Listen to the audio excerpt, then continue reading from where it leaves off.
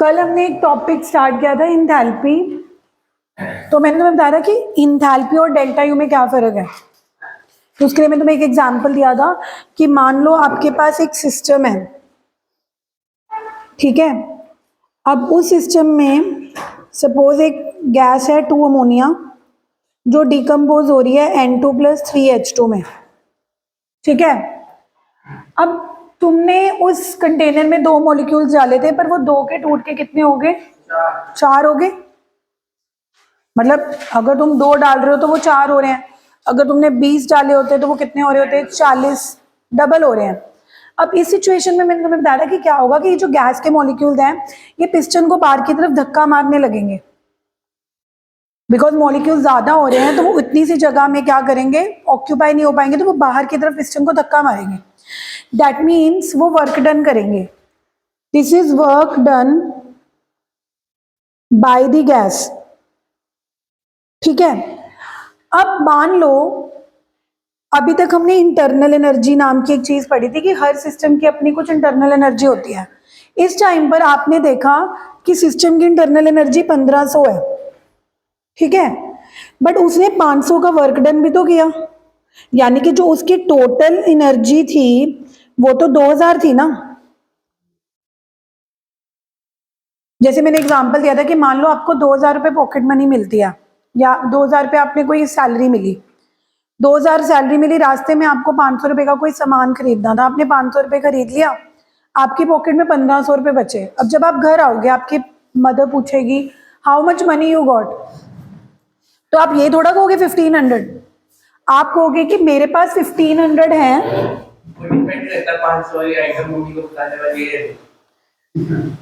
नहीं, अब देखो झूठ बोलना है फिर तो वो कुछ भी है, अदरवाइज मैं समझा रही हूँ कि असल में तो सिचुएशन ये है कि तुम्हारी पॉकेट में राइट नाउ 1500 है, बट दैट डजंट मीन कि आपको 1500 मिले थे। मिले तो आपको कितने थे? 1500 + 500, दैट इज।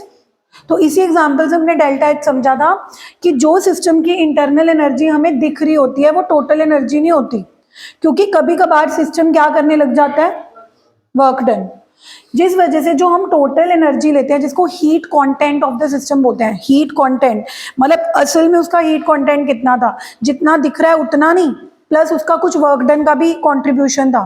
तो कल हमने इंथैल्पी इंट्रोड्यूस करी थी कि enthalpy is defined as the sum of internal energy change plus the work done.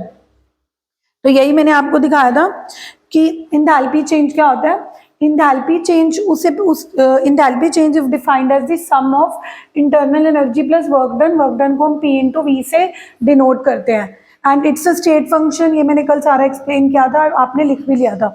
उसके बाद हमने देखा था कि दोनों में फर्क क्या है। इंटरनल एनर्जी चलो बोल दिया आपने कि इंटरनल एनर्जी में जब आप वर्क डन प्लस करोगे ना इंथैल्पी चेंज है, बट दोनों में फर्क क्या है?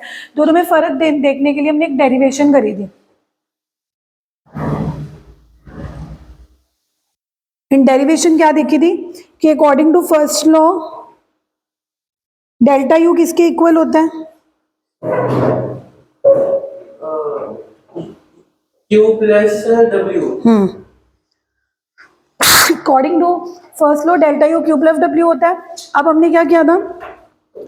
W की जगह क्या पुट कर दिया था? -P delta, because work done की जो फॉर्मूला होता है -P external V2 minus.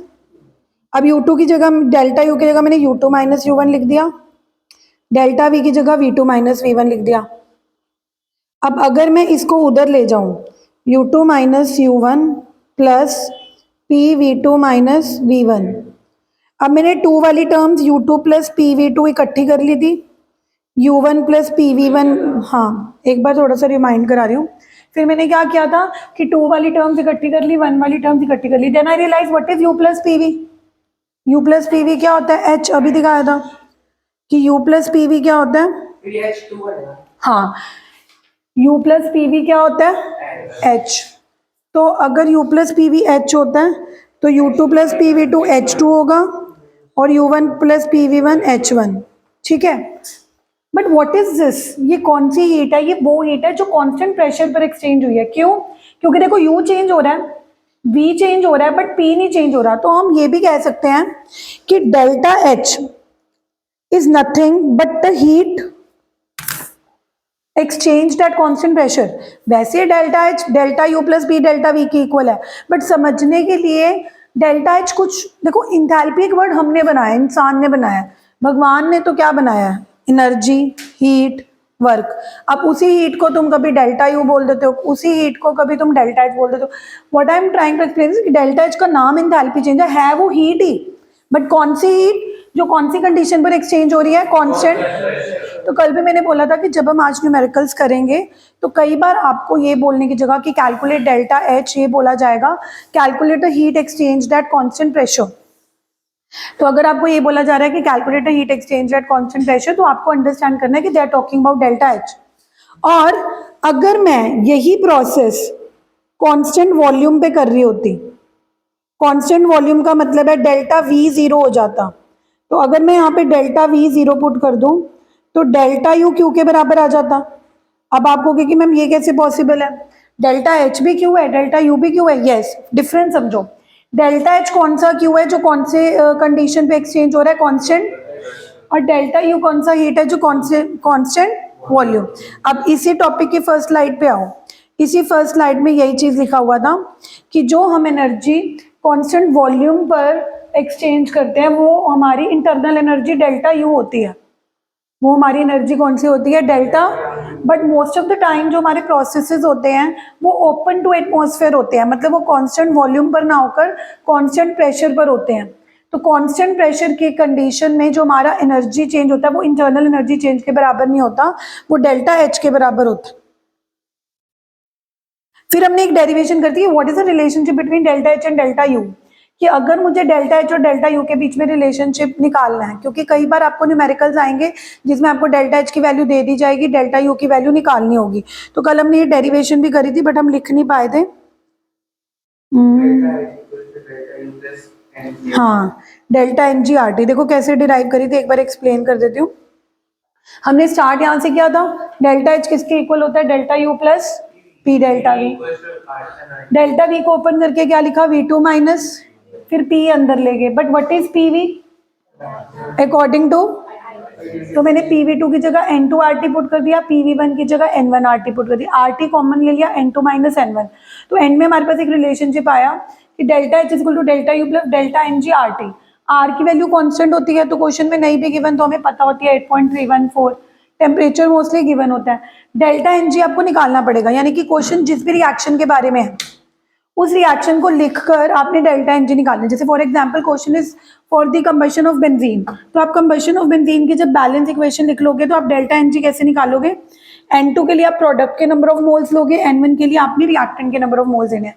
But the point to take care is कि इसमें जब आप N2 और N1 ले रहे हो तो आप वही नंबर ऑफ मोल्स कंसीडर करोगे जो गैसियस फेज में है, क्योंकि डेल्टा एन जी उसका जो सब्सक्रिप्शन है, सॉरी सब्सक्रिप्ट में जी है, वो ये इंडिकेट कर रहा है गैस। तो अब जैसे अब यहाँ पे product carbon dioxide and water, वैसे वाटर भी लिक्विड स्टेट में, मतलब अगर आप रूम टेम्परेचर कंसिडर करोगे तो वाटर भी लिक्विड स्टेट में ही होगा। तो कार्बन डाइऑक्साइड 6, बेंजीन भी लिक्विड स्टेट में होता है, -15/2, 12 -15/2 दैट इज -3/2। कई बच्चे कल बोल रहे थे ना कि मैम वाटर गैसियस फॉर्म में होता है, बट हमें स्टैंडर्ड स्टेट लेनी है, स्टीम फॉर्म में इसलिए नहीं लेनी क्योंकि अगर मैं आज आपसे पूछूं कि मेरे लिए पानी लेके आ तो भाप थोड़ा ले आएगा, तो लिक्विड ही लाएगा ना, मतलब स्टैंडर्ड फॉर्म क्या होती है वाटर की, ऐसे तो वाटर सॉलिड फॉर्म में भी होता है आइस में, अब मैं तो कहूँगी तो पानी लिया तो बर्फ थोड़ा ले आएगा। सो व्हेन वी से H2 it means liquid only, otherwise वो गैस, मतलब तेरे को ये लग रहा है कि मैम इस रिएक्शन में वो स्टीम के फॉर्म में निकल रहा होगा, वो भी हमने इसीलिए नहीं लेना क्योंकि हम नॉर्मली 298 यानी कि 25 डिग्री सेल्सियस पे बात कर रहे हैं, तो 25 डिग्री सेल्सियस पे वो स्टीम नहीं होगा, वो क्या होगा, ठीक है। तो डेल्टा एन जी निकालना समझ आया गुरकिरत, ये डेरिवेशन कल हमारी लिखनी रह गई थी, ये लिख लो, बट आई थिंक यहाँ तक लिखा था हमने, इसके बाद यहां से लिख लो, ये भी लिख लेना।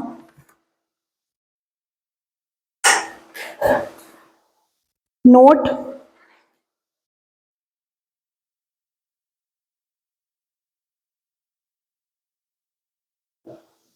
ये डेरिवेशन लिख के फिर हम आगे न्यूमेरिकल्स करते हैं। लिखो लिखो, ये डेरिवेशन पक्का आएगी एग्जाम में, डेल्टा एच किसी को अच्छा लिखी हुई है फिर भी लिख लो, रिवाइज होती है। मैं तो घर से बच्चों को 5-5 बार लिखने के लिए देती हूँ ये डेरिवेशंस, तभी तैयारी होएगी। टिप्स भी हो जाएंगी बच्चों को लिख लिख के हैं। मैं कल चेक करूंगी 5 टाइम्स। याद होगी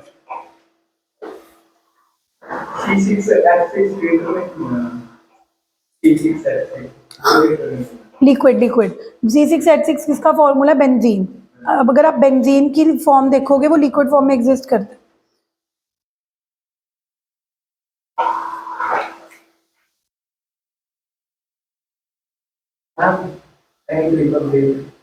मेरे हस्बैंड ने पता क्या बोला कि जो लड़ाई हुई है ना, एक तो दोनों बच्चों को निकालो, उनको पता नहीं है कौन है, और उन्होंने बोला कि ये हरकतें हो रही हैं तो मैं कोई ट्रिप नहीं प्लान कर रहा, तुम्हारी वजह से ही हुआ है सब। अच्छा ट्रिप पे तो क्या ही करेंगे, ट्रिप पे तो क्या करेंगे। वो तो हैरान हो गए, वो तो मुझे गुस्सा कर रहे हैं, तूने बच्चों को अभी तक निकाला नहीं, ये है वो है। मैंने कहा कोई बात नहीं, वार्निंग दिया है, next time they will not do it. कहते तू ही ऐसी है, तेरा कोई वो नहीं है, स्ट्रिक्टनेस नहीं है, ये है वो है। I am listening because of you. इतना सुनाया उन्होंने मुझे। नहीं ट्रिप तो कैंसिल कर रहे हो, इतनी उम्मीदों से आए मेरे को लगा लड़की भी नहीं, उन्होंने भी इग्नोर कर दिया। जब तक स्पैम में ना चलेगी दोबारा भेज दो।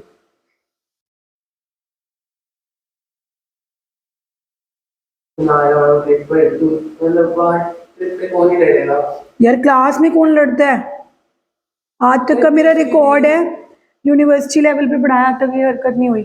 गलती उसकी थी। मारा तूने ना, फिजिकल कौन हुआ है पहले?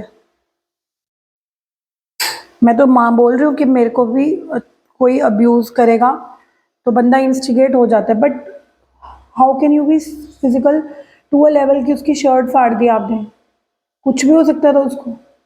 उन्होंने शर्ट हाथ में आ गई। अब उसने अपने फादर को बुलाया, उन्होंने तो एक ही पॉइंट उठाया ना कि यू वर बीइंग फिजिकल, तो फिजिकल नहीं हो सकता।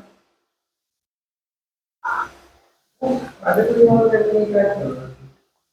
मैंने बताया तो नवी शर्ट ले आके पाले तक पहुंचा। बात न्यू शर्ट की नहीं है, बात ये कि कल को कुछ भी हो सकता है। You have to take care of your action always. कल को तुम फ्यूचर में कॉलेज में भी जाओगे, तुम्हें लगेगा तुम बाप हो, तुम्हारे से बहुत बड़े बाप बैठे हैं। मैंने खुद पीयू में सुप्पू पुसू उनकी लड़ाइयाँ हुई देखी हैं, वो जो स्टूडेंट कमेटीज होती हैं, पता है कितने बड़े बड़े बोले जाते हैं। व्हाट यू कॉल देम, इतनी बड़ी बड़ी रोड्स मैंने खुद अपनी आई से देखा है। 15 सेक्टर में घर के बाहर लाके गाड़ियां फोड़ के सिर पे मार के गया था, मेरे सामने की बात है। लोगों की पावर्स का कोई एक्सटेंड, तू तू अपने आप को जो मर्जी समझ, मैं अपने आप को समझू कि मैं दुनिया के सब, हर बंदे से ऊपर कोई ना कोई है। अगर मैं अब टीचिंग की बात करूँ, मैं कहूँगी मैं तो बहुत अच्छा पढ़ा रहा हूँ, मेरे से ऊपर कोई होगा। अगर मेरे से ऊपर वाला कोई सोचेगा कि मैं दुनिया का टॉप हूँ, उससे ऊपर हर बंदे के ऊपर कोई ना कोई है। तो even if you think that you are powerful, तुमसे पावरफुल कोई और भी बैठा है। अब वो चाहे वो अब तुमको कि तुमने अपनी पावर इसीलिए दिखाई, तुम सही थे, उसने अपने पावर दिखाई वो गलत था, नुकसान तो तुम्हारा हो जाएगा ना।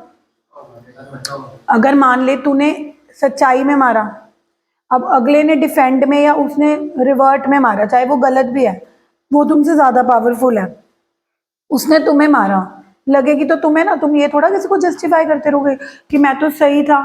अल्टीमेटली नुकसान तो तुम्हारा हो गया ना। ये तो एक रूल है लाइफ का फॉर एवरीबडी। जब भी लड़ाई हो, चाहे तुम गलत हो, तो चुप करके वहां से निकल जाना ही समझदारी होता है। ये जो यंग ब्लड होता है ना कि मुझे बोल कैसे दिया, मैं, this is all bullshit.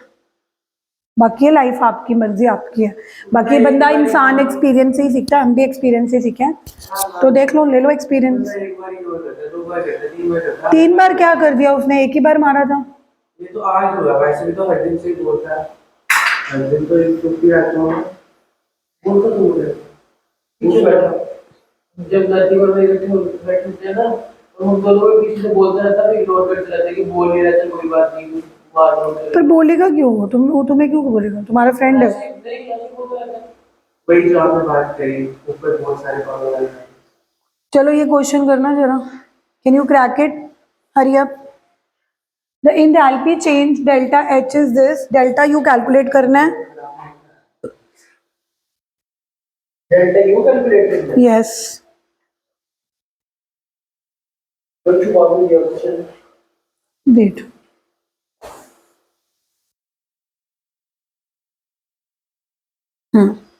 the enthalpy chain delta H for the reaction is what if delta U?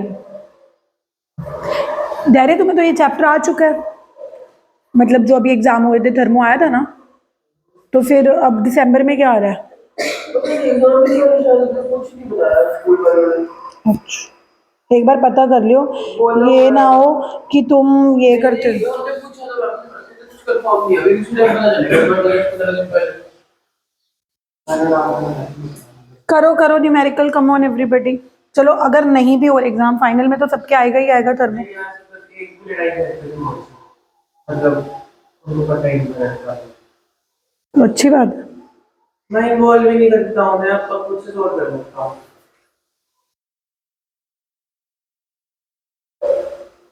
मेरी भी तो बहुत सारी शर्टें पड़ी हैं।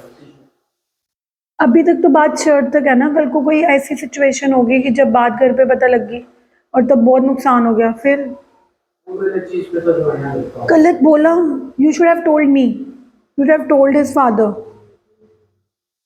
फिर देख पलड़ा तेरे ऊपर भारी पड़ ले लेना वो आर नहीं। देखो, delta H is equal to delta U plus delta N G R T, है ना। अब आपको जो डेल्टा एच की वैल्यू गिवन है किलो जूल में है, या तो इसको 1000 से मल्टीप्लाई करके पहले जूल में कन्वर्ट कर लो, तब तो आप आर की वैल्यू जूल वाली ले सकते हो, 8.314 वाली। टेम्परेचर आपको कितना गिवन है, 298। डेल्टा एन जी क्या होगा, N two minus, that is 2 minus 4 minus 2। Delta U निकालना है, delta H is -92380। So definitely if you are taking delta H in joule then you can take R in 8.314, लेकिन अगर आप वो उसकी kilo joule वाली वैल्यू लेते तो आपको R को 8.314 को 1000 से डिवाइड करना पड़ता। तो one of the thing you have to do, क्योंकि आपने फिजिक्स में भी पढ़ रखा होगा डायमेंशन शुड बी सेम। जब भी हम कोई इक्वेशन में कोई दो वैल्यूज पुट करते हैं फिजिक्स में नहीं होते। इंग्लिश में कंफ्यूजन नहीं होती। अरे ये लेने में कि वैल्यू कौन सी लेनी है या फिर क्या बोलते हैं सेंटीमीटर मीटर वगैरह, बट उसमें अलग तरह की कंफ्यूजन हैं, physics is more complicated. Derivation कहाँ पे लग रही है हाँ, मुझे बता कैसे पास हुआ। पर्सनली हर किसी का अपना होता है, पर मुझे भी फिजिक्स थोड़ी सी कॉम्प्लिकेटेड लगती है। पता नहीं कौन से टॉपिक का हुआ इंटीग्रेशन डेरिवेशन स्टार्टिंग में इतनी इजी थी। और जेई नीट में भी जो बच्चे बैठते हैं ना, जो मान लो सपोज बिना तैयारी के बैठ गए फिर अब 11 12 बोर्ड करके, उनसे केमिस्ट्री निकल जाती है। जितने बच्चे मेरे पास जेई नीट का पेपर दे के आते हैं, चाहे वो तैयारी कर रहे हैं, वही वो बोलते हैं कि मैम केमिस्ट्री आती थी, तो मैं उनको बोलती थी खुश मत हो, केमिस्ट्री वैसे ही ईजी आती है। मेन अगर जैसे फिजिक्स मैथ्स या फिजिक्स बायो एक सब्जेक्ट स्ट्रॉन्ग नहीं, maths is very very tough in JEE, very tough, बहुत टफ होती है। अगर तुम्हें लगता है you are very good in maths even then आपको जब बिना जेई के क्वेश्चंस करे आपसे नहीं निकल, केमिस्ट्री के निकल जाएंगे। ऑर्गेनिक की भी होती है। देखो कहने का मतलब है कंपैरेटिवली, अब ऑब्वियसली अगर वो सब्जेक्ट इजी होता है तो जो बच्चा पढ़ के जा रहा है उसको तो आपसे ज़्यादा ही आएगा केमिस्ट्री भी। रिलेटिविटी की बात होती है ना, आजकल क्या होता है, आजकल परसेंटाइल आती है, how good you are among the topper. तो अगर तुम्हारे लिए केमिस्ट्री आसान है, ऑर्गेनिक्स आसान है, तो उसके लिए तो और भी आसान होएगी। तो तुम रिलेटिवली तो वहीं स्टैंड करोगे ना जहाँ तुम्हारा लेवल है। What is the answer? इतनी मुश्किल से मारे थे आप। फिर वो अब कन्विंस होंगे, थोड़ा सा डिले कर लेंगे, थोड़ा सा शांत हो जाओ, उनको बहुत गुस्सा आया हुआ है। अभी की नौबत में स्टार्ट हो जाएगी।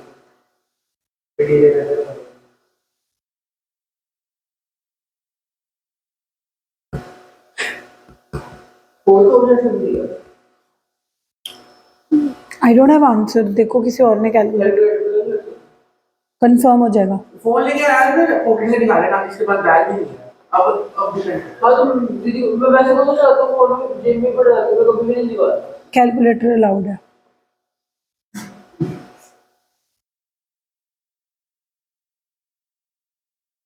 फिर मैं आपको कैलकुलेट करके सीखी। फिर अगर आप किसी और चीज़ के लिए यूज़ कर रहे होगे फिर तो ऑलवेज बैन हो जाए।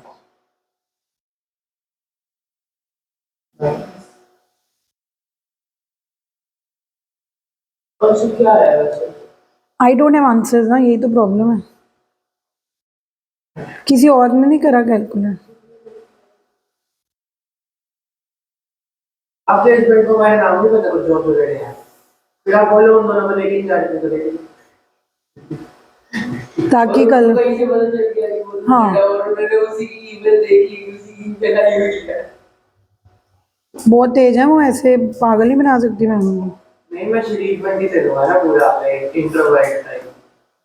देखो वो जाके बता देगा। बताओ क्या आंसर आ रहा है नितिन? मैं 3 शिफ्ट लगा हुआ है। तभी नहीं आ रहा। आज रात को आएगा।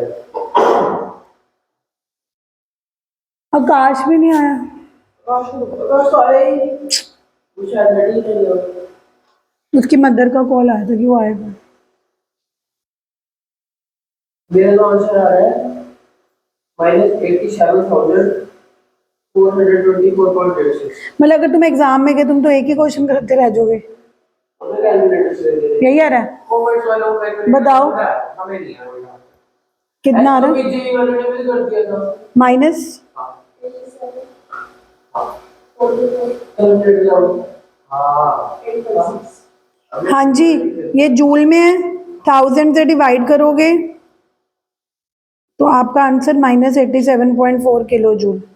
जिनका नहीं हुआ फटाफट आंसर नोट कर लो। आप घर पे कैलकुलेशन करते रहना बिकॉज अदरवाइज एक ही क्वेश्चन होगा। नेक्स्ट करें। नितिन डन। आप भी बनाओ ना कोई अपना हस्बैंड को। अभी तक तो मना ही रही थी, अब जो तुमने हाल करे हैं। चलो करो ये क्वेश्चन। सारे में एक बार एक क्वेश्चन है उससे। मधुर आई क्वेश्चन कर। डेल्टा एन जी निकाल। Heat change at constant pressure given है, मतलब क्या गिवन है? प्रेशर सेम है। Yes, heat change at constant pressure given है तो मतलब डेल्टा एच गिवन है। और निकालना क्या है? हिला दी वायरा। करो। इस क्वेश्चन में आपको ये कहीं नहीं लिखा कि डेल्टा एच गिवन है। Heat change at constant pressure.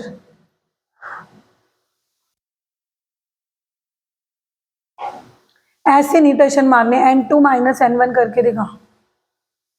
Change करेगा नहीं करते। अरे वो व्हाट्सएप पे चल रहा है वो पर बैक वाला प्रेस कर। हाँ बस। फिर वही N2 - N1 छोटा छोटा लिख। N2 2 है, बस एक ही आंसर आएगा, बस -5।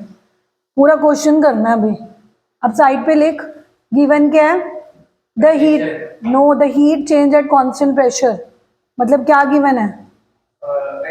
डेल्टा एच लिख। Delta H is equal to QP which is given -50160। Temperature तो गिवन ही नहीं है ना। 27। हाँ, उसको केल्विन में कन्वर्ट करो और आर की वैल्यू भी गिवन है। अप्लाई कर formula delta H.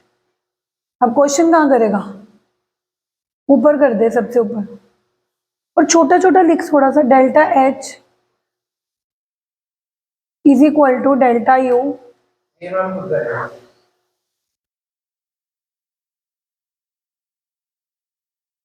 Delta NGRT है, NGRT नहीं है।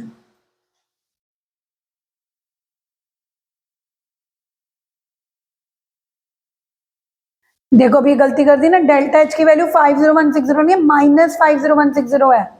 अगर आप माइनस को इग्नोर करोगे आंसर बिल्कुल डिफरेंट आएगा। You can't take a negative value positive. Positive है तो पॉजिटिव लो, नेगेटिव है तो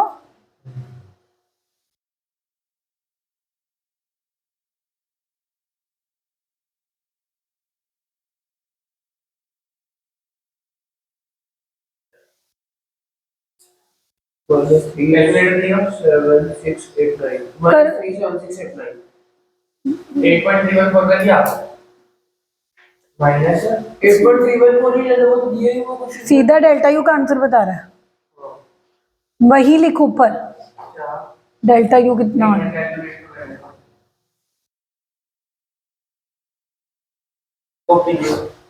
इस साइड पे कर लिए डेल्टा एन जी के, डेल्टा एन जी की साइड पे कर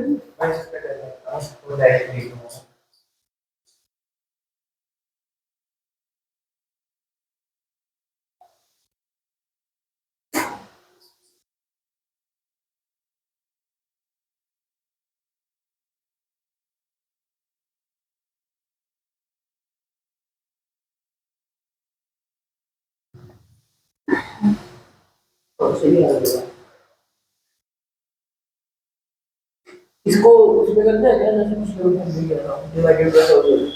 नहीं, क्योंकि अगर आपको डेल्टा एच जूल में दिया हुआ है तो आप डेल्टा यू भी किस में दो, जूल में।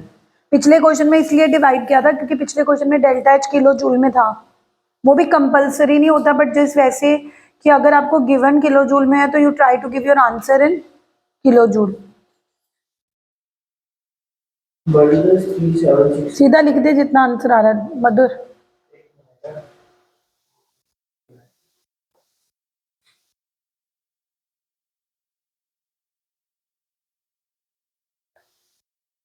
ये क्या कर, भी होएगा, ये नहीं है, ठीक है सीरियसली वो 8.314 से कर दिया तो सीधा आंसर लिख, 2 घंटे एक ही क्वेश्चन में नहीं लगाने। तो ठीक है, लिख लो माइनस 376 लिख माइनस, आंसर क्या आ रहा है, माइनस 376 सेट करिए 37689 माइनस जूल। यूनिट्स हमेशा लिखनी है, यूनिट्स नहीं लिखोगे टेस्ट में भी मार्क्स काटूंगी। Thank you. बस तुम आंसर नोट कर लो एक बार। अच्छा, तुमने क्वेश्चन ही नहीं करा भाई, यार मैं लिख देता हूँ, उसका पूरा क्वेश्चन रहेगा, उसे देख लो आप सुमेधा से। सुमेधा इसको सोल्यूशन दे दो।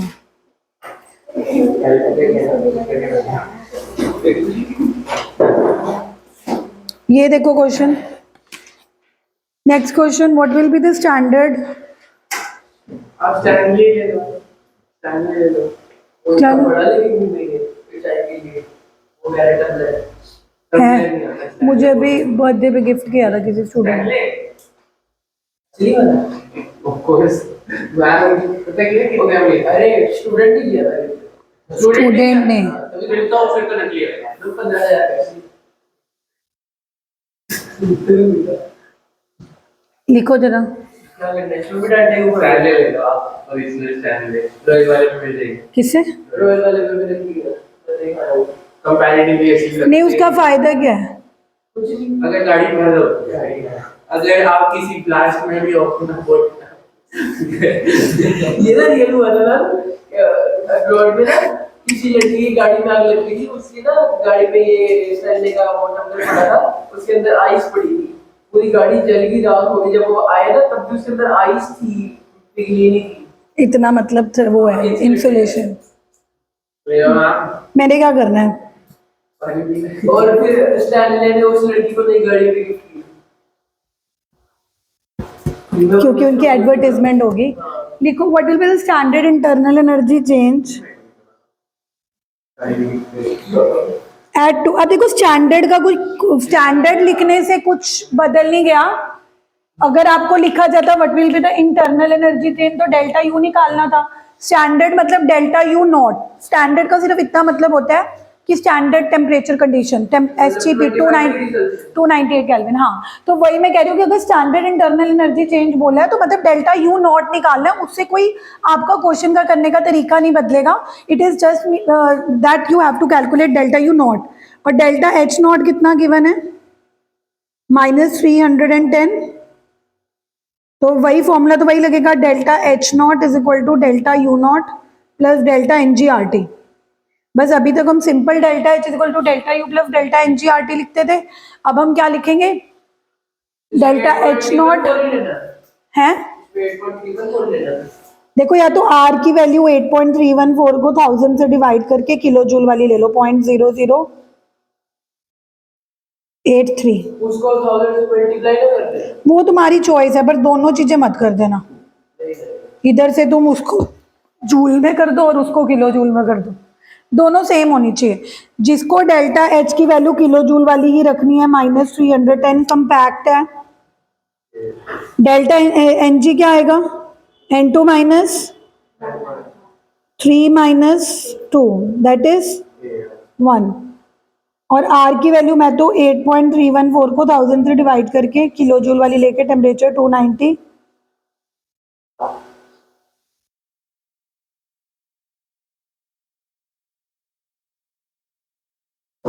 298। लोग ये लाल लाल कर दिया।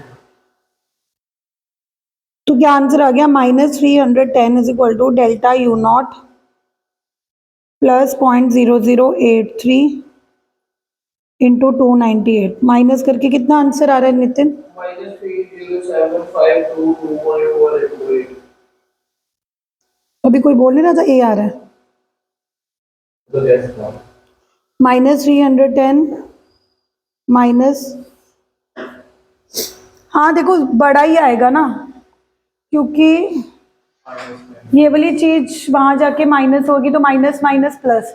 अब एक ही ऑप्शन है जो -310 से ज्यादा दे रखा है। अगर आप ये चीज मल्टीप्लाई करके वहां जाएगी तो माइनस माइनस प्लस ही होगा, तो आंसर तो -310 से ज्यादा ही आएगा। चारों ऑप्शन में से -310 से ज्यादा एक ही आंसर दे रखा है, ए ही होगा। आप कैलकुलेट करके देख लो बाकी। वो बड़ा हो रहा है। बड़ा क्यों आएगा, क्योंकि जब तुम 298 को 83 से मल्टीप्लाई करोगे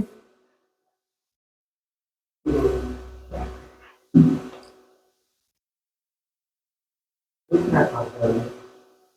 उसकी मोबाइल ही रहेगी। 24734, 4 पॉइंट, तो बहुत रहेगा।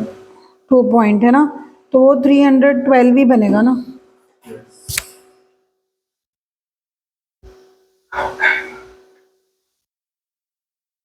अगला नहीं, अभी तो अगला क्वेश्चन ये वाला बस।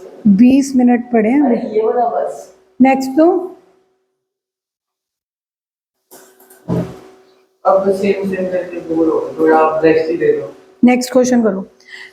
Which of the following is not correct for the relation between delta H and delta you. ये आपको डिफरेंट डिफरेंट कंडीशन दी है, आपको ये बताना है कि कौन सा करेक्ट नहीं है। पहला कह रहा है कि क्या जब डेल्टा एन जी जीरो हो जाएगा डेल्टा एच डेल्टा यू के बराबर हो जाएगा? बिल्कुल यस, क्योंकि डेल्टा एच क्या होता है, delta U plus delta N G R T. अगर डेल्टा एन जी जीरो हो गया, वैसे भी कई बार ऐसे अलग से भी क्वेश्चन आता है कि under what conditions delta H is equal to delta U. वो कौन सी कंडीशंस हैं जब डेल्टा एच की वैल्यू किसके बराबर हो जाती है? तो वो वही कंडीशन है कि जिस केस में हम डेल्टा एन जी ही जीरो ले लेंगे। तो ए तो बिल्कुल करेक्ट है, हमें बताना है which is not correct. D. Second कह रहा है जब डेल्टा एन जी बड़ा होगा यानी कि पॉजिटिव होगा, डेल्टा एच की वैल्यू डेल्टा यू से बराबर होगी। बिल्कुल सही है, क्योंकि डेल्टा एच है बड़ी होगी, क्योंकि डेल्टा एच क्या, delta U plus delta N G R T. अगर हम प्लस वाली टर्म पॉजिटिव ले रहे हैं, अगर हम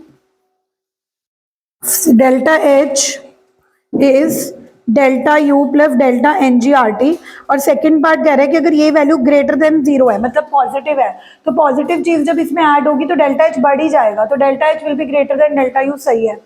थर्ड भी सही है कि अगर डेल्टा एन जी लेस होगा, लेस मतलब नेगेटिव होगा, तो ये चीज में से माइनस होकर डेल्टा एच की वैल्यू डेल्टा यू से कम हो जाएगी। डी है कि जब delta N G R T zero है तो डेल्टा एच ग्रेटर होगा। जब ये चीज जीरो हो गई, delta N G R T का पार्ट ही जीरो हो गया पूरा, तो उस वक्त डेल्टा एच डेल्टा यू के बराबर होगा। तो D part is wrong, because मतलब उनके कहने का मतलब है कि पूरा product zero, delta N G अगर जीरो होगा, नहीं वो दोनों जीरो नहीं हो सकते, पर उसका पूरा प्रोडक्ट जीरो नहीं हो जाएगा अगर डेल्टा एन जी जीरो हो गया, पूरा पार्ट। अरे वो तो मैं समझ गया, मैं कह रही थी टी को भी जीरो में नेवर, वो तब जीरो होगा अगर जीरो केल्विन हो, but zero kelvin is absolute zero, उस टाइप पे कभी कोई रिएक्शन हो ही नहीं सकती। Zero kelvin is -273 kelvin, is the lowest absolute temperature. 0 degree Celsius, मतलब 0 से अगर आप -273 डिग्री सेल्सियस पे जाओगे, जो लोएस्ट एब्सोल्यूट जीरो है, इसके नीचे कोई जीरो नहीं है। उसके नीचे कुछ क्वेश्चन ही नहीं। हाँ, जीरो, इसी का ऑर्डिनल बढ़ा है। रैंडमनेस जीरो हो जाती है। अगर जीरो टेम्परेचर प्रेशर हो जाए, सारा कुछ माइनस हो पाएगा, बंद कर देना। तो अर्थ का टेम्परेचर ऐसा होगा। होगा एक टाइम जब दुनिया खत्म हो जाएगी। चले आगे। नहीं, क्या पता ऑक्सीजन वो ब्लास्ट से खत्म होगी या ठंड से खत्म होगी। People will die of hunger, oxygen नहीं होगी people will die of oxygen. तो हाँ, तभी मैंने कहा था कि पेड़ लगाओ ताकि आने वाली कैसे जनरेशन। लगाने आप पेड़? कल ही जाती मैं, किसी ने हाँ नहीं करा। ट्रिप के लिए तुम इतने उछल, नहीं, उस फॉर अ टाइम गुड मुझे कॉज, कर दिया तो। फॉर अ गुड कॉज सिर्फ 5-6 बच्चों ने 12th के हाँ करा था, 5-6 बच्चों 11th। वो एक्सपेक्ट करा था कि मैम आपके पास 100 बच्चे हैं, कम से कम 50-60 बच्चे हैं आपके पास? टोटल। टोटल 10 में 2 बच गए। 40 है। तो फिर उनको एक्सपेक्टेड था कि ज्यादा बच्चे आएंगे गए थे फिर आप 10 बच्चे ना। अब चलते यार, मैं कुछ जितना नहीं। चले आगे। तेरे अकॉर्डिंग्स क्या नाम है, brother, you are not free and when you are free हम आपके अकॉर्डिंग बनाएंगे। वो बंदा भी, वो जो लगवा रहा है पेड़, वो नहीं कह रहा, ये कह रहे हैं I was not free today, I am free, let's go. ऐसे थोड़ा होता है। पता नहीं हमने आपको कौन सी तो आप समझते हो तुम। मैं तो आ रहा था, पर घर वाले मेरे को दिल्ली ले गए। चलो अगला टॉपिक कर, ये हो गई। अकेला नहीं छोड़ सकते। नेक्स्ट टॉपिक है एंट्रोपी। अभी तक हमने डेल्टा यू पढ़ लिया, डेल्टा एच पढ़ लिया। आज हमने एक, सुनो प्लीज, अभी तक हम थर्मोडायनेमिक्स की 2 मेन टर्म्स पढ़ चुके हैं, और पढ़ ही नहीं चुके, हमने उनको बिल्कुल फील करा है, अंडरस्टैंड करा है कि when I say what is delta U, what is delta U, when I say what is delta H, I know delta H. मैंने सिर्फ एक टर्म, एक इक्वेशन ही याद करी कि delta H is delta U plus P delta we, but मुझे समझ आया है कि जब हमारा सिस्टम वर्क करता है तो उसकी जो इंटरनल एनर्जी होती है डेल्टा यू, उसमें वर्क को प्लस करके जो एनर्जी टोटल बनती है, that is enthalpy. So we have not learn कि डेल्टा एच हम समझे हैं कि कई बार जो एनर्जी सिस्टम की नजर आती है डेल्टा यू, वो इकलौती एनर्जी नहीं होती, क्योंकि उसमें से कुछ एनर्जी वो खर्च चुका होता है पी डेल्टा वी वर्क करने में, जिस वजह से जो उसकी टोटल एनर्जी, जो टोटल हीट कंटेंट होता है, वो delta U plus P delta we बन जाता है, जिसको हमने डेल्टा एच का नाम दिया। ओके उसके बाद डेल्टा एच और डेल्टा यू के बीच में रिलेशनशिप भी देखा कि डेल्टा एच किसके इक्वल होता है, delta U plus delta N G R T. अब coming to the limitation of first law of thermodynamics. अब फर्स्ट लॉ ऑफ थर्मोडायनेमिक्स ने हमें ये तो बता दिया कि energy neither can be created nor it can be destroyed. इस करके जब किसी भी सिस्टम की डेल्टा यू में बदलाव आता है तो या तो वो क्यू की वजह से बदलाव आता है या डब्ल्यू की वजह से। आप ऐसा नहीं कह सकते कि हमने हीट दी नहीं, वर्क किया नहीं और डेल्टा यू में चेंज आ गया। अपने आप तो एनर्जी बढ़ नहीं सकती, अपने आप तो एनर्जी घट नहीं सकती। तो जो फर्स्ट लॉ ऑफ थर्मोडायनेमिक्स का मैथमेटिकल एक्सप्रेशन है delta U is equal to Q plus W, वो इसी फर्स्ट लॉ की स्टेटमेंट की सिंक में है कि एनर्जी ना तो खुद से क्रिएट हो सकती है ना तो खुद से डिस्ट्रॉय हो सकती है। हाँ वीडियो को ये कोई ना न्यू क्वेरी है +1 की, कल भी इसका आया था, वो कहते गलती से हो गई। चलो एनीवे, तो फर्स्ट ऑफ थर्मोडायनेमिक्स की लिमिटेशन क्या है, कमी क्या है। अब आपने बॉल को हमेशा नीचे आते देखा है पहाड़ से, कभी अपने आप ऊपर जाते तो नहीं देखा ना। अगर ऊपर लेकर जाना है तो आपको खुद लेके जाना पड़ेगा। यानी कि जब भी हम कोई प्रोसेस की बात करते हैं वो एक ही डायरेक्शन में स्पॉन्टेनियस होता है। और what do you mean by spontaneous? Spontaneity का मतलब होता है जो चीज अपने आप हो। जैसे बॉल का अपने आप नीचे आना which occur on its own is spontaneous, लेकिन अगर बॉल को ऊपर लेके जाना है इट इज नॉट। हर प्रोसेस एक ही डायरेक्शन में स्पॉन्टेनियस होता है, कभी भी दोनों डायरेक्शन में वो स्पॉन्टेनियस नहीं हो सकता। बॉल अपने आप नीचे आती है तो वो कभी भी अपने आप ऊपर नहीं जा सकती। तो फर्स्ट लॉ ऑफ थर्मोडायनेमिक्स के पास इस क्वेश्चन का आंसर नहीं था कि किस डायरेक्शन में प्रोसेस स्पॉन्टेनियस होगा। बॉल अपने आप नीचे आती है, अपने आप ऊपर क्यों नहीं जाती? फर्स्ट लॉ के पास इस क्वेश्चन का आंसर नहीं था कि किस डायरेक्शन में प्रोसेस स्पॉन्टेनियस होगा। चाय अगर मैं यहाँ पे रख दूं वो अपने आप ठंडी हो जाएगी, लेकिन अगर इसी चाय को मुझे गर्म करना है, अगर मुझे इसी चाय को गर्म करना है तो मुझे गैस की जरूरत है, यानी कि चाय का ठंडा होना इज स्पॉन्टेनियस बट गर्म होना इज। तो फर्स्ट लॉ ने ये नहीं बताया कि ठंडा होना स्पॉन्टेनियस क्यों है, नहीं, ये फर्स्ट लॉ ने नहीं बताया ना कि ठंडी अपने आप क्यों होती है, गर्म अपने आप क्यों नहीं होती, किस डायरेक्शन में प्रोसेस स्पॉन्टेनियस होगा। ठीक है, तो first law of thermodynamics does not provide any information about the spontaneity और फिजिबिलिटी ऑफ अ प्रोसेस, यानी कि अगले क्वेश्चन आता है what are the limitations of first law of thermodynamics. Theory भी करनी है, thermodynamics is not only about numericals. और मैं हमेशा ये चीज़ बोलती हूँ कि इवन इफ यू थिंक कि अगर आपको लग रहा है कि कोई चैप्टर न्यूमेरिकल ओरिएंटेड है, आप बिना उसके कॉन्सेप्ट और बिना उसकी थ्योरी को अंडरस्टैंड करे डायरेक्टली अगर आप न्यूमेरिकल फॉर्मूले पढ़ के चले जाओगे, that is not called the knowledge. Knowledge numericals करने के लिए भी आपको अपना थ्योरी और आपके कॉन्सेप्ट्स बिल्कुल, अब जैसे मैं सीधा भी आपको लिखवा देती कि यार डेल्टा एच करना है, delta H if delta U plus P delta we, ये डेरिवेशन हमने अंडरस्टैंड किया कि क्यों डेल्टा एच की जरूरत पड़ी, क्या फर्क है डेल्टा यू और डेल्टा एच में, वो चीज़ों को रियलाइज करना, उनको फील करना बहुत इंपॉर्टेंट होता है। तो इसीलिए मैं बोल रही हूँ कि सीधा हम सेकंड लॉ पे नहीं चलेंगे, पहले हम समझेंगे कि वो क्या चीज़ थी जो फर्स्ट लॉ नहीं बता पाया। तो फर्स्ट लॉ किस चीज़ के बारे में नहीं बता पाया, it could not tell about the spontaneity और it could not tell about the feasibility. Spontaneity और फिजिबिलिटी एक ही बात होती है। स्पॉन्टेनिटी और फिजिबिलिटी का मतलब होता है जो चीज़ अपने आप हो, जो चीज़ अपने आप हो। So it's a common observation that all the process have a natural direction, मतलब वो एक ही डायरेक्शन में अपने आप होते हैं। पानी अपने आप पहाड़ों से बह के नीचे नदी में आ जाता है, लेकिन अगर उसी नदी से पानी को ऊपर पहाड़ पे लेके जाना हो तो वो अपने आप नहीं होता। तो पानी का नीचे आना नेचुरली इज स्पॉन्टेनियस, लेकिन ऊपर लेके जाना इज नॉन स्पॉन्टेनियस। पर पानी अपने आप नीचे आ सकता है, ऐसा फर्स्ट लॉ ने नहीं बताया कि नीचे तो आ रहा है पर ऊपर क्यों नहीं जा सकता। ठीक है, तो लेट अस एनालाइज टुडे कि कौन सी डायरेक्शन में प्रोसेस स्पॉन्टेनियस होते हैं। तो सबसे पहले तो चाय के ठंडे होने से एग्जाम्पल को बात करते हैं कि चाय अपने आप इसीलिए ठंडी होती है क्योंकि एक हीट का ना नेचुरल फ्लो होता है कि it always flow from hot body to, अगर मैं चाय यहाँ पे रख रही हूँ, मैंने तो चाय को नहीं बोला ना कि तू ठंडी हो, बट वो क्यों ठंडी हो रही है, क्योंकि एक नेचुरल फिनोमेना होता है कि हीट कहाँ से कहाँ फ्लो करती है, हॉट टू कोल्ड। जाहिर सी बात है हॉट से कोल्ड ही फ्लो करेगी ना, क्योंकि हॉट में हीट ज्यादा है, कोल्ड में हीट, कोई भी चीज कहाँ से कहाँ फ्लो करेगी, जहां वो ज्यादा होगी कि जहां वो कम होगी, ज्यादा से कम जाएगी कि कम से ज्यादा, कोई चीज कहां से कहां जाएगी, जहां वो ज्यादा होगी। Anything moves from its high concentration to, जहां पे ज्यादा होगी नितिन वहां से जाएगी ना। हीट कहाँ ज्यादा है, हॉट बॉडी में ज्यादा है कि कोल्ड बॉडी में, कोल्ड में, हॉट में। तो heat will flow from hot to cold और कोल्ड टू हॉट। तुम्हें क्या लगता है कोल्ड टू हॉट?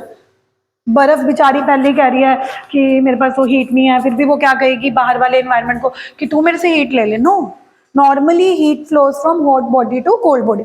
तो इसका आंसर तो हमें मिल गया कि चाय अपने आप इसीलिए ठंडी होती है क्योंकि चाय जब हम रखते हैं वो हॉट होती है और बाहर का जो टेम्परेचर होता है वो क्या होता है, कोल्ड। तो नेचुरली हीट फ्लो करती है hot body to cold body. तो यहाँ से हमें एक चीज समझ आ रही है कि कोई भी प्रोसेस तभी स्पॉन्टेनियस होता है जब हीट उसमें से निकल रही हो। अगर उस प्रोसेस को हीट चाहिए, जैसे चाय ठंडी हो गई, अपने आप गर्म क्यों नहीं हो सकती, क्योंकि उसको हीट चाहिए। जिन प्रोसेस को हीट चाहिए होती है, मतलब जो एंडोथर्मिक होते हैं, they are non spontaneous, they are. इसके अकॉर्डिंग ऐसा लग रहा है कि जितने भी एक्सोथर्मिक प्रोसेसेस होते हैं, मतलब जिनको हीट चाहिए नहीं होती बल्कि उनको हीट निकालनी होती है, वो स्पॉन्टेनियस होते हैं। बट इसी का ऑपोजिट, जिनको हीट चाहिए होती है वो क्या होते हैं, चाय का ठंडा होना स्पॉन्टेनियस क्यों है, क्योंकि उसको हीट निकालनी है। लेकिन जब चाय ठंडी हो गई, अब गर्म करने के लिए उसको हीट चाहिए, तो वो अपने आप गर्म नहीं होगी क्योंकि वो उसको हीट चाहिए। तो मैं वही बोल रही हूँ कि इस ऑब्जर्वेशन से ये बात समझ आ रही है कि जितने भी एक्सोथर्मिक प्रोसेसेस होते हैं एक्सो मतलब जिनमें हीट रिलीज करनी होती है वो तो अपने आप हो जाएंगे, यानी कि क्या रहेंगे, स्पॉन्टेनियस या फिजिबल। लेकिन जो एंडो होंगे यानी कि जिनको हीट की रिक्वायरमेंट होगी, जिनको हीट एब्जॉर्ब करनी होगी, वो क्या निकल कर आएंगे। तो इससे ये समझ आता है कि चाय का ठंडा होना स्पॉन्टेनियस, क्योंकि उसको हीट रिलीज करनी है, उसको हीट बाहर निकालनी है। बट वो चाय जब एक बार ठंडी हो गई, अब वो अपने आप गर्म क्यों नहीं हो सकती, क्योंकि वो एंडोथर्मिक प्रोसेस बन चुका है, उसको हीट चाहिए, हीट अपने आप नहीं आएगी। ओके, नेक्स्ट स्लाइड देखते हैं।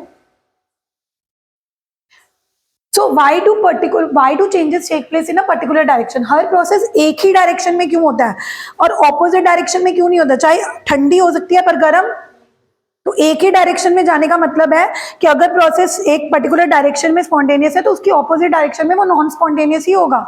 अगर पानी ऊपर पहाड़ से आएगा नीचे, तो नीचे से ऊपर नहीं जाएगा।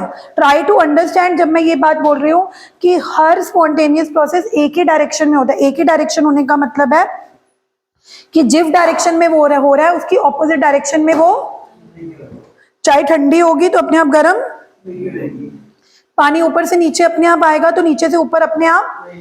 तो ये एक बात पक्की चीज होती है कि कभी भी स्पॉन्टेनियस प्रोसेसेस रिवर्सिबल नहीं होते। रिवर्सिबल मतलब ऐसा कभी नहीं हो सकता कि एक डायरेक्शन में भी वो स्पॉन्टेनियस है और उसकी ऑपोजिट डायरेक्शन में भी वो स्पॉन्टेनियस हो। फिर तो वो दोनों डायरेक्शंस कैसे, चाहे पानी अपने आप नीचे भी आ गया ऊपर भी चला गया, ऐसा तो नहीं होगा ना, या तो नीचे आएगा या तो। So always spontaneous process is a spontaneous in only a particular direction. और अगर आप उसको ऑपोजिट डायरेक्शन में लेके जाना चाहते हो तो आपको कुछ एक्सटर्नल एजेंसी यूज करनी पड़ेगी। पानी अपने आप नीचे आ सकता है, इसका मतलब अपने आप ऊपर नहीं जा सकता, पर अगर आप मेहनत करो, मोटर लगाओ, इलेक्ट्रिक मोटर लगाओ, कुछ करो, तो एजेंसी, एक्सटर्नल एजेंसी यूज करके उसको ऊपर लेके जाया जा सकता है। बट जब आप एक्सटर्नल एजेंसी यूज करते हो तो वो नॉन स्पॉन्टेनियस बन जाता है। वो क्या बन जाता है? तो यही वो लिखा है कि the term spontaneity means the feasibility. सबसे पहले तो स्पॉन्टेनिटी का मतलब फिजिबिलिटी होता है। A process which can take place by itself under the given set of conditions is said to be spontaneous. जो प्रोसेस अपने आप हो जाने वाला है, जो प्रोसेस अपने आप होने वाला है, ऐसे प्रोसेस को स्पॉन्टेनियस बोला जाएगा। And a spontaneous process is a process that can occur without work being done। मतलब हम कुछ नहीं भी एफर्ट लगा रहे, हम कुछ नहीं भी वर्क कर रहे, उस प्रोसेस ने हो ही जाना है। ऐसे प्रोसेस को क्या बोला जाता है? तो लर्न करो definition. What is a spontaneous process? A spontaneous process is a that can occur on its own. आप सिंपल भी लिख सकते हो, अगर आपको इतनी भारी भरकम डेफिनेशन नहीं लिखनी, without work being done on it, आप सिंपल भी लिख सकते हो। Spontaneous process is the one which occur on its own. Simple भाषा में अगर हम बोले कि एक ऐसा प्रोसेस जो अपने आप ही हो जाए, है ना, without any external agency, without any work being done on it, तो उसको हम क्या बोलते हैं? Spontaneous. On the other hand the processes which can neither take place by itself, जो अपने आप नहीं हो सकते हैं, नॉर बाय इनिशिएशन। मतलब अब मैं अगर तुमसे पूछूं लकड़ी को आग लगाना स्पॉन्टेनियस है कि नॉन स्पॉन्टेनियस? हाँ, तुम्हें नॉन स्पॉन्टेनियस क्यों लग रहा है? क्योंकि तुम्हें लग रहा है कि हमें माचिस से, स्पॉन्टेनियस है। लकड़ी को तुमने एक बार माचिस से तीली लगा दी, इनिशिएट तो करना पड़ेगा। अब तुमने लकड़ी ली, उसको तुमने एक बार माचिस से आग लगा ली, उसके बाद छोड़ दिया, वो आग खुद पकड़ेगी। यानी कि ऐसे प्रोसेस जिनको एक बार इनिशिएशन करके, शुरुआत करके भी चलाया जाता है, वो भी स्पॉन्टेनियस में आते हैं।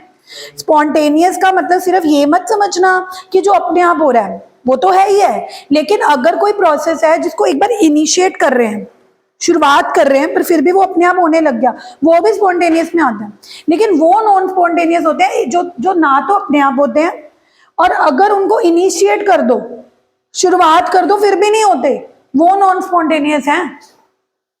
स्पॉन्टेनियस कौन कौन से होते हैं? एक तो जो अपने आप होते हैं, और विच अकर बाय इनिशिएशन, मतलब तुमने शुरुआत कर दी। देखो ना, तुम अब लकड़ी को आग लगाना, अपने आप तो आग नहीं आ जाएगी ना, शुरुआत तो करनी पड़ेगी। बट एक बार तुमने जब तीली से, माचिस की तीली से आग लगा दी, उसके बाद जब तुम छोड़ भी देते हो, वो अपने आप आग पकड़ती है। हम उसको कोई कुछ बोलते नहीं है, उसको कोई तेल नहीं डालते बाहर निकला चलो साथी का बोल दो थैंक यू मैम। हाँ, कल हम शुरू करेंगे एंट्रोपी कि किसी भी प्रोसेस को स्पॉन्टेनियस होने के लिए एक गांव से गुजरना पड़ता है। किसी भी प्रोसेस को स्पॉन्टेनियस होने के लिए गांव से गुजरना पड़ता है, उस गांव का नाम क्या है? एंट्रोपी।